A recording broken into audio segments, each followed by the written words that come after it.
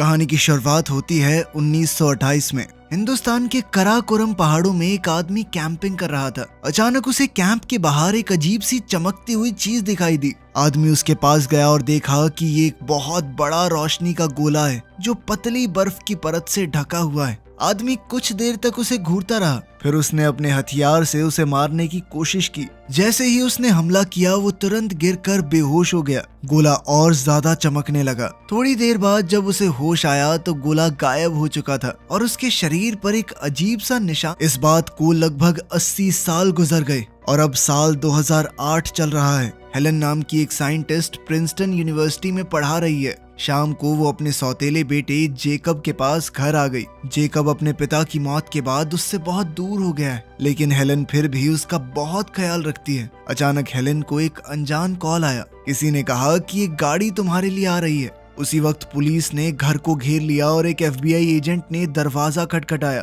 और कहा कि हेलन को अभी उसके साथ चलना होगा। वो हेलन को कुछ भी बताने को तैयार नहीं थे। हेलन जेकब को ऐसे ही अकेला छोड़कर नहीं जाना चाहती, पर तभी पड़ोस की औरत आ गई और हेलन ने जेकब को उसके पास छोड़ दिया। वो लोग हेलन को गाड़ी में ले गए, पर FBI एजेंट ने अभी भी कुछ नहीं बताया। थोड़ी देर बाद हेलन एक हवाई अड्डे पर पहुंची, जहां एक हेलीकॉप्टर मौजूद है। उसमें बहुत सारी अलग अलग फील्ड्स के साइंटिस्ट बैठे हैं। उन सभी को बिना कुछ भी बताए घर से उठाया गया था। थोड़ी देर में वो लोग न्यू जर्सी की लिनवुड मिलिट्री अकेडमी पहुंच गए। मिलिट्री ने सभी लोगों को अपने अपने फोन्स जमा करने को कहा। हेलन ने जल्दी से अपना फोन कपड़ों में छुपा लिया। उसके बाद उसका पुराना दोस्त माइकल उससे मिला। उसने हेलन का नाम जरूरी लोगों की लिस्ट में इसीलिए डाला क्योंकि हेलन फेमस डॉक्टर कार्ल के साथ काम करती है। माइकल ने सभी साइंटिस्टों को एक कमरे में बुलाया और पूरी बात बताई। एक अनजान चीज अंतरिक्ष से धरती की तरफ बढ़ रही है। अगर उसकी डायरेक्शन देखी जाए तो वो सीधा सीधा धरती से टकराने वाली है।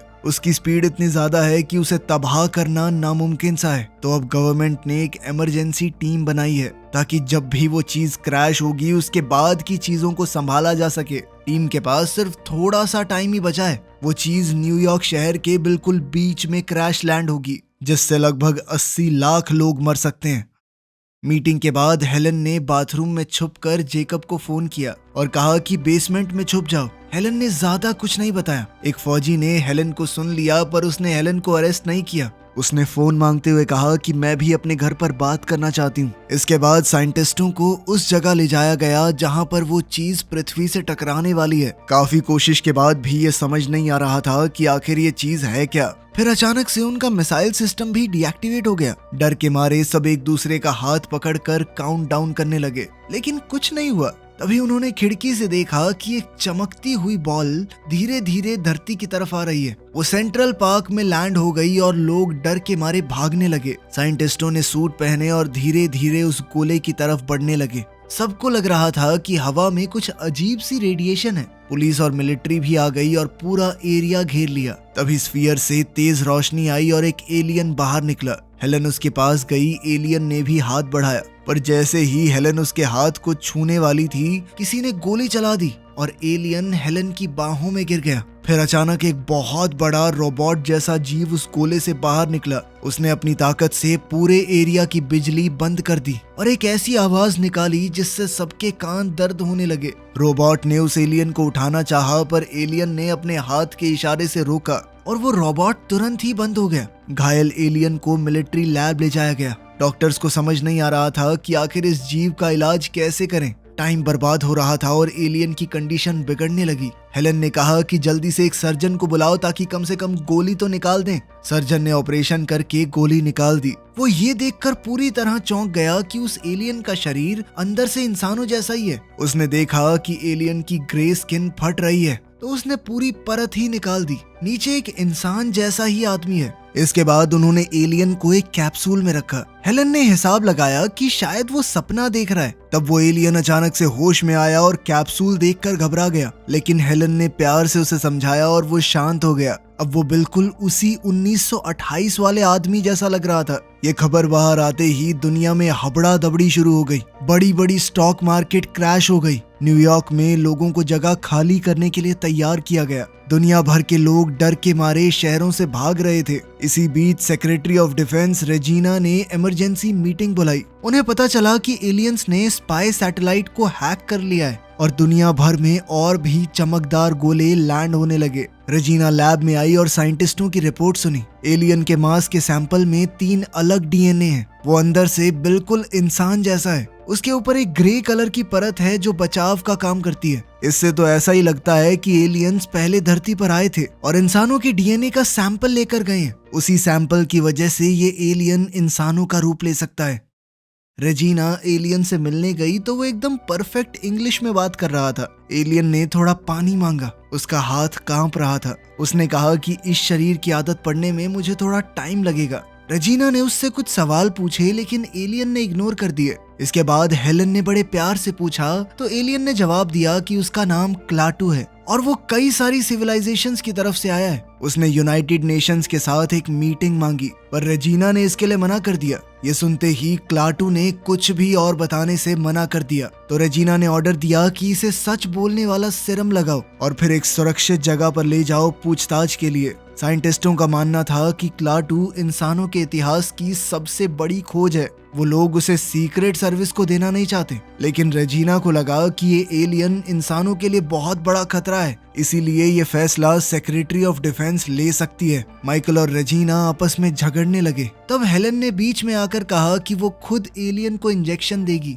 और सारे टेस्ट करेगी। हेलन को ट्रूथ सिरम की बोतल दे दी गई पर फिर वो फार्मेसी में घुसकर एक नमक वाले पानी की बोतल छुपा कर अपने साथ ले गई। रेजिना ने क्लाटू को बताया कि उसे एक और ज्यादा सुरक्षित जगह पर ले जाया जाएगा। क्लाटू ने कहा मुझे छोड़ दो, मुझे यहाँ से जाना है, पर रेजिना ने मना कर दिया। उसने कहा कि तुमने गैर कानूनी तरीके से हमारे प्लेनेट में घुसने की कोशिश की है और तुम्हारे रोबोट ने हमारी फौज के ऊपर हमला किया। इस पर क्लाटू ने कहा कि जब मैं प्लेनेट पे आया ही नहीं तो मुझे रूल कैसे पता होंगे, और रही बात रोबोट की तो वो तभी एक्टिवेट होता है जब लड़ाई झगड़ा हो और मैंने उसे रोक दिया था। लेकिन रेजिना ने ये बात इग्नोर कर दी और हेलन से कहा कि जल्दी से इंजेक्शन दो। हेलन ने ट्रूथ सिरम की जगह क्लाटू को नमक वाला पानी इंजेक्ट किया और धीरे से कहा कि भाग जाओ। इंजेक्शन के बाद हेलन को तुरंत वहां से ले जाया गया और वहीं क्लाटू को वो लोग एक कुर्सी से बांधकर एक कमरे में ले गए जहाँ पर झूठ पकड़ने की मशीन लगी हुई थी। एजेंट ने उससे कुछ सवाल पूछे और मॉनिटर पर रीडिंग्स देखता रहा। क्लाटू ने कुछ बेकार से जवाब दिए और फिर अपनी ताकत से मशीन को रीप्रोग्राम किया और उस एजेंट को ही बिजली का झटका दे दिया। इसके बाद क्लाटू ने एजेंट के दिमाग को कंट्रोल कर लिया और पूछा कि बेस से कैसे निकला जाए। उसने एजेंट को अपना सूट उसे देने का ऑर्डर भी दिया। फिर क्लाटू ने सिक्योरिटी कैमरास को कंट्रोल करके सभी गार्ड्स की लोकेशन देख ली। उसने उसी तीखी आवाज का इस्तेमाल करके सबको बेहोश कर दिया। तभी अलार्म बज गया, लोग भागने लगे, लेकिन क्लाटू आराम से बिल्डिंग से निकल गया। इस बीच हेलन ने एलियन के मांस का एक सैंपल चुरा लिया। रेजिना ने सभी फोर्सेस को ऑर्डर दिए कि जल्द से जल्द उस एलियन को पकड़ो। जल्द ही क्लाटू ट्रेन स्टेशन पहुंच गया। वहां भी बुरा हाल था क्योंकि बहुत सी ट्रेन कैंसिल हो गई थी। क्लाटू को अब भूख लगने लगी क्योंकि उसका आधा शरीर तो इंसान का था। उसने अपनी ताकत का इस्तेमाल करके वेंडिंग मशीन से एक सैंडविच निकाल लिया। एक छोटा बच्चा उसे देखकर हैरान हो गया। अब क्लाटू ने लोगों को थोड़ा ऑब्जर्व करना शुरू किया और देखा कि लोग थोड़ी देर रुकने पर ही गुस्सा हो जाते हैं। अचानक क्लाटू को चक्कर आया। वो बाथरूम गया और देखा कि उसका खून बह रहा है। फिर वो अचानक ही बेहोश हो गया। कुछ घंटों बाद हेलन को फोन आया कि स्टेशन में एक पेशेंट उससे मिलना चाहता है। हेलन को समझ आया कि जरूर ये एलियन ही होगा। हेलन तुरंत स्टेशन पहुंच गई और क्लाटू को उठा लिया। गाड़ी में जेकब भी है जो काफी बुरा बर्ताव कर रहा था। क्लाटू ने हेलन से कहा कि मेरे ऊपर जो ग्रे से कलर की परत थी वो है तुम्हारे पास। इस पर हेलन ने हाँ में जवाब दिया। जैसे ही क्लाटू ने वो परत अपने घाव पर लगाई, घाव अचानक से ठीक होने लग गया। उसी वक्त मिलिट्री ने रोबोट के ऊपर हमला करने की कोशिश की, लेकिन रोबोट खतरा महसूस करते ही एक्टिवेट हो गया। उसने पूरे मिलिट्री सिस्टम को अपने कंट्रोल में ले लिया और कुछ ही सेकंड में सब कुछ तहस नहस कर दिया। आर्मी उसके खिलाफ कुछ भी नहीं कर पा रही। हेलन क्लाटू को लेकर एक खास रूट पर गाड़ी चला रही थी, बिल्कुल वैसे ही जैसा क्लाटू ने कहा था। जेकब ने देखा कि सब लोग शहर छोड़कर भाग रहे हैं। वो एलियंस की तरफ अपनी नफरत भी जताने लगा। उसने कहा कि एलियंस को खत्म कर देना चाहिए। क्यों आए हैं ये लोग हमारे प्लेनेट पे? अगर मेरे पापा जिंदा होते ना वो लड़ते उनसे। आखिरकार वो लोग एक खास जगह पर पहुंच गए। जेकब बाथरूम चला गया और क्लाटू ने हेलन से उसके परिवार के बारे में पूछा। हेलन ने बताया कि जेकब के पिता एक मिलिट्री इंजीनियर थे और उसकी माँ जेकब को जन्म देते ही मर गई। हेलन ने जेकब के पिता से शादी की, लेकिन कुछ समय बाद वो भी मर गए और अब जेकब हेलन के साथ ही रहता है। फिर वो एक फास्ट फूड रेस्टोरेंट में गए जहाँ क्लाटू की मीटिंग मिस्टर वू से हुई। मिस्टर वू भी एक एलियन है जो 70 साल पहले धरती पर आया था। वो अब तक इंसानों के बर्ताव को स्टडी कर रहा था। उसने सीधा सीधा कहा कि इंसान बहुत जिद्दी हैं, बदलना नहीं चाहते और आपस में बहुत लड़ते भी हैं, खुद को ही तबाह कर लेंगे कभी। क्लाटू ने उसकी बात में हामी भरी और कहा कि ऑपरेशन शुरू करने का टाइम आ गया है। लेकिन मिस्टर वू धरती छोड़कर जाना नहीं चाहता, क्योंकि उसने इंसानों की बुराई भी देखी है और अच्छाई भी, और अब उसका परिवार धरती पर ही है, इसीलिए वो मरते दम तक उनके साथ रहना चाहता है। तब मिलिट्री ने रोबोट के आसपास शक्तिशाली पैनल्स लगा दिए। उन्हें लग रहा था कि इससे रोबोट की पावर ब्लॉक हो जाएगी। इमरजेंसी नंबर पर लोगों के हजारों कॉल्स आ रहे थे कि उन्होंने क्लाटू को देखा। इतने में गवर्नमेंट ने नोटिस जारी कर दिया था कि जो भी इसे देखे, जिंदा या मुर्दा, जल्दी रिपोर्ट करो। उधर हेलन, जेकब और क्लाटू न्यू जर्सी की तरफ जा रहे थे। जंगल में पहुंचकर क्लाटू ने हेलन से कार को रोकने को कहा और फिर वो जंगल में पैदल चल दिया। हेलन भी उसके पीछे गई और जेकब को वहीं रुकने को कहा। जल्द ही हेलन ने अजीब से कीड़ों का झुंड देखा। जब वो नदी तक पहुंची तो क्लाटू पानी को देख रहा था। अचानक एक चमकदार गोला नदी से बाहर आया और क्लाटू ने इमरजेंसी प्रोसेस एक्टिवेट कर दिया। इससे दुनिया भर में जितने भी गोले आए थे सभी एक्टिवेट हो गए। हेलन चौंक कर वापस गाड़ी की तरफ गई। जेकब को कहीं ना कहीं डर था कि हेलन क्लाटू से शादी कर लेगी और फिर उसके पिता की जगह क्लाटू आ जाएगा। हेलन ने कहा कि ऐसा कुछ नहीं होने वाला, पर जेकब ने उसकी बात नहीं सुनी और चिढ़कर जंगल में भाग गया। हेलन उसके पीछे गई और उन्होंने पेड़ों के बीच एक चमकदार लाइट देखी। ये सभी गोले पृथ्वी छोड़कर जा रहे हैं। सिर्फ एक ही गोला पृथ्वी पर बचा, जो कि खुद क्लाटू का है। क्लाटू वापस आया और कहने लगा कि मुझे शहर ले चलो। इस पर हेलन ने पूछा, क्यों, वहाँ क्यों जाना है? तब क्लाटू ने बताया कि इंसान धरती को तबाह कर रहे हैं। इस पूरे ब्रह्मांड में पृथ्वी जैसे प्लैनेट बहुत कम है जहाँ लोग रह सकते हो, जीवन पनप सकता हो। क्लाटू को लगता है कि धरती एकदम सही हो जाएगी, बस इंसानों को हटाना है। ये सुनते ही हेलन डर गई। उसने उसे समझाया कि इंसान बदल सकते हैं, उन्हें एक और मौका मिलना चाहिए। लेकिन क्लाटू ने बताया कि वो लोग सालों से इंसानों को देख रहे हैं, पर कभी कोई बदलाव नहीं आया। इंसान सिर्फ अपने बारे में सोचते हैं और अब मैंने प्रोसेस को शुरू कर दिया है, अब इसे बदला नहीं जा सकता। तभी एक पुलिस वाला वहां से गुजरा और उसने क्लाटू को पहचान कर गाड़ी रोक दी। उसने बंदूक निकाली और कहा कि चुपचाप सरेंडर कर दूं। जेकब ने क्लाटू से कहा कि पुलिस वाले को नुकसान मत पहुंचाना, पर क्लाटू ने कहा कि चिंता मत करो, दर्द बहुत कम होगा। और एक हाथ हिलाते ही उसने हेलन की गाड़ी को पुलिस वाले पर धकेल दिया, जिससे पुलिस वाला दब गया। जेकब डर गया, पर क्लाटू ने तुरंत अपनी ताकत गाड़ी के अंदर डाल दी और उसका इस्तेमाल करके पुलिस वाले के दिल को झटका दिया, जिससे पुलिस वाला दोबारा जिंदा हो गया।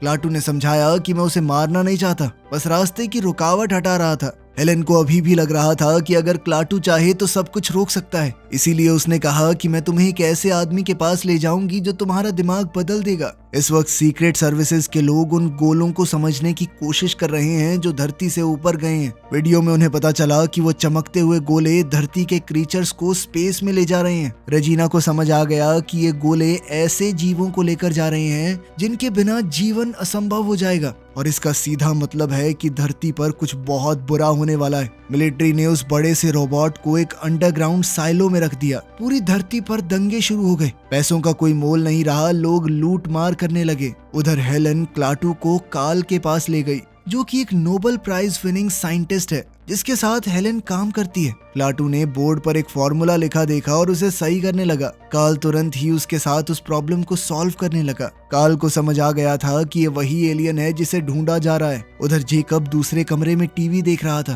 तभी उसने स्क्रीन पर वो नंबर देखा जहां एलियन के बारे में रिपोर्ट कर सकते हैं।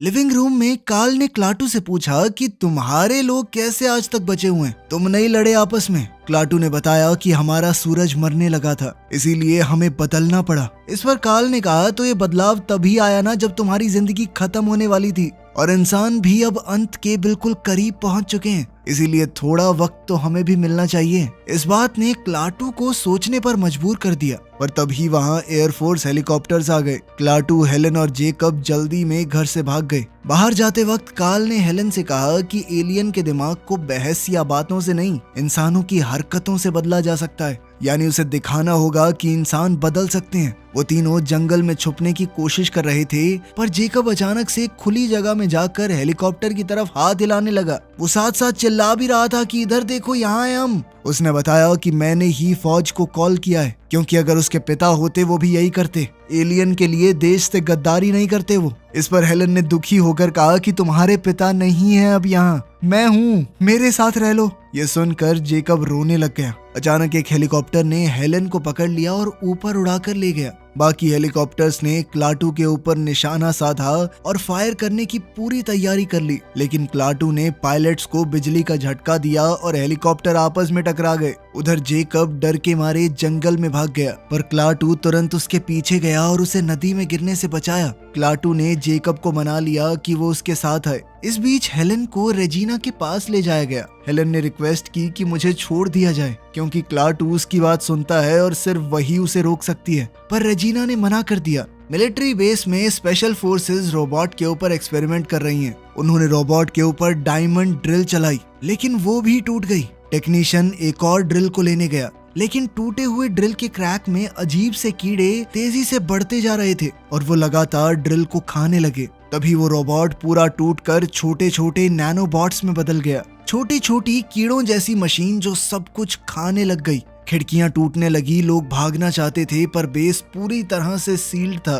कुछ ही पल में सब लोग धूल में बदल गए और पूरा बेस तबाह हो गया। मिलिट्री ने रेजिना को रिपोर्ट दी कि नैनोबॉट्स को तबाह करना उनके लिए नामुमकिन है। अगर मिसाइल वगैरह चलाई गई तो वो कीड़े और ज्यादा बढ़ जाएंगे। अब वो बादल सा बनकर हर दिशा में फैल रहे हैं और अपने रास्ते में आने वाली हर चीज को तबाह कर रहे हैं। जब एलियन बग्स एक बड़े स्टेडियम तक पहुंचे तो पूरा स्टेडियम कुछ ही सेकंडों में मिट्टी बन गया। ये देखकर रेजिना को समझ आ गया कि वो लोग कुछ नहीं कर सकते, इसीलिए उसने हेलन को छोड़ दिया ताकि वो ही क्लाटू से बात कर सके। माइकल भी उसके साथ गया।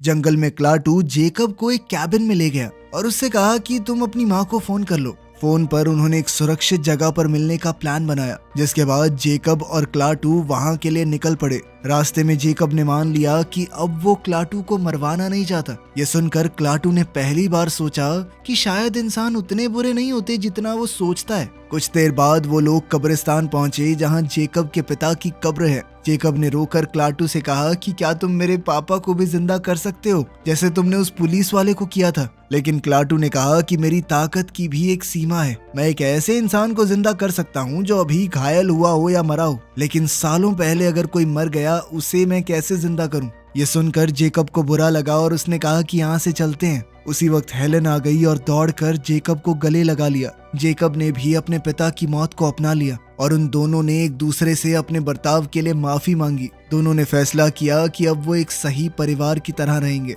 ये सब देखकर क्लाटू को समझ आया कि इंसानों के अंदर भी प्यार और अच्छाई है और उन्हें एक और मौका मिलना चाहिए। हेलन ने वादा किया कि इंसान बदलेंगे, तो क्लाटू ने कहा कि वो नैनोबॉट्स को रोकने की कोशिश करेगा। उधर नैनोबॉट्स का वो बादल न्यूयॉर्क को पूरी तरह से खा रहा था। लोग, बिल्डिंग, गाड़ियां, सब कुछ खत्म हो रहा था। रेजिना ने प्रेसिडेंट से कहा कि हम इस सारी परेशानी को प्यार से संभालने की कोशिश कर रहे हैं, लेकिन प्रेसिडेंट ने घबराकर कहा कि नहीं, उनके ऊपर हमला करते रहो, वो एलियन खतरनाक हैं। हेलन, जेकब, क्लाटू और माइकल जल्दी से न्यूयॉर्क वापस गए, जहां वो आखिरी गोला मौजूद है। रास्ते में मिलिट्री ने रास्ता रोक रखा था, पर क्लाटू ने माइकल को सीधा गाड़ी चलाने को कहा। पहले तो फौजियों ने उनका पीछा किया, पर फिर बाद में रुकने का ऑर्डर मिल गया। वो लोग सेंट्रल पार्क पहुंचे और देखा कि पूरी मिलिट्री और साइंटिस्ट वहां से गायब हो गए हैं। तभी एयरफोर्स ने बमबारी चालू कर दी। उनकी गाड़ी उलट गई और एक बड़ा आग का धमाका हुआ। इसमें माइकल मारा गया, पर हेलन, जेकब और क्लाटू बच गए। नैनोबॉट्स उनके एरिया में आ गए और गाड़ी को तोड़ने लगे, तो क्लाटू हेलन और जेकब को लेकर उस गोले की तरफ बढ़ा, लेकिन नैनोबॉट्स के वो बादल पूरे आसमान में छा चुके थे। तीनों मौका देखकर एक पुल के नीचे छुप गए। अचानक जेकब की नाक से खून बहने लगा और वो बेहोश हो गया। हेलन की नाक भी बहने लगी। क्लाटू ने बताया कि वो कीड़े तुम्हारे अंदर भी घुस गए हैं और धीरे धीरे अंदर से खा रहे हैं तुम्हें। हेलन ने उससे कहा कि प्लीज हमें बचा लो। क्लाटू ने उसके हाथ पकड़े और अपनी ताकत से उसके शरीर के सारे कीड़े निकालकर अपने अंदर खींच लिए। तभी जेकब होश में आ गया। क्लाटू ने माना कि कार्ल सही था, इंसान भी बिल्कुल अपने अंत के पास आकर बदल सकता है। फिर क्लाटू ने उन दोनों को एक आखिरी बार देखा और फिर नैनोबॉट्स के उस बादल में घुसकर अपने गोले तक पहुंच गया। जैसे ही उसने गोले को छुआ तो उसका शरीर टूटकर बिखर गया और सारे नैनोबॉट्स भी खत्म हो गए। मरे हुए नैनोबॉट्स बर्फ की तरह पूरी दुनिया में गिरने लगे, लेकिन इसके साथ ही पूरी दुनिया में बिजली बंद हो गई। पूरी दुनिया अंधेरे में चली गई। हेलन और जेकब बाहर आए और उस गोले को ऊपर जाते हुए देखा। वीडियो पसंद आई तो लाइक कर देना, चैनल को सब्सक्राइब कर लेना। मिलते हैं अगली वीडियो में।